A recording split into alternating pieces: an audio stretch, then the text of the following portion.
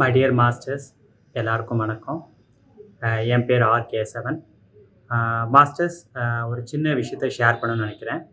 Masters, வருகின்ற June மாதம் 7 மற்றும் 8 இந்த 2 தேதிகளில் தியானமஹயக்ஞம் அங்கே நடக்க இருக்கு. சரி, இந்த மாதிரி ஒரு மாஸ் ப்ரோக்ராம் நடக்கும்போது இதில் பார்ட்டிசிபேட் பண்ணால் பல மாற்றங்கள் ஏற்படும் மாஸ்டர்ஸ். என்னென்னா, ஜென்ரலாக நாம் தியானம் பண்ணாலே மனசு அமைதியாகும், பல சேஞ்சஸ் நடக்கும். இதில் ஒரு சின்ன குரூப்பாகவோ இல்லை ஒரு சின்ன பிரமிட் சென்டரில் பண்ணும்பொழுது சேஞ்சஸ் சொல்லவே வேண்டாம்.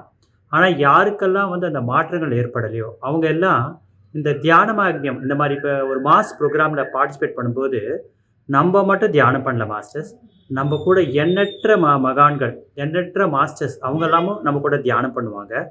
ஸோ அப்படிப்பட்ட இடத்துல நம்ம அதுக்குன்னு நம்ம அந்த மெனக்கெடுறதுன்னு சொல்லுவாங்க, அதாவது எஃபர்ட்ஸ்.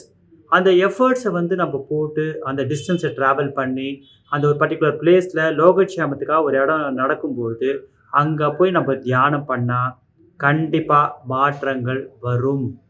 ஏன்னா மாஸ்டர்ஸ், நாம் எந்த அளவுக்கு ஒரு விஷயத்துக்காக நம்ம உழைக்கிறோமோ அந்த அளவுக்கு யூனிவர்ஸ் நமக்கு பலன்களை கொடுக்கும்.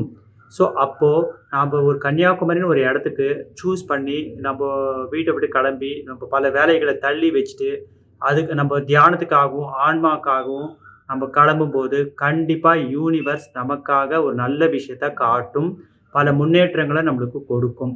அதனால் மாஸ்டர்ஸ், ஸோ இந்த மாதிரி ஒரு கன்னியாகுமரியில் நடக்க போகிற இந்த தியானமஹயக்ஞத்துக்கு பார்ட்டிசிபேட் பண்ணுங்கள். இதை பார்ட்டிசிபேட் பண்ணால் இது லோகக்ஷேமம் ப்ளஸ் நம்மளோட முன்னேற்றம் இரண்டுமே நடக்கும் மாஸ்டர்ஸ். எல்லாரும் வாங்க. Welcome to Kanyakumari. நன்றி.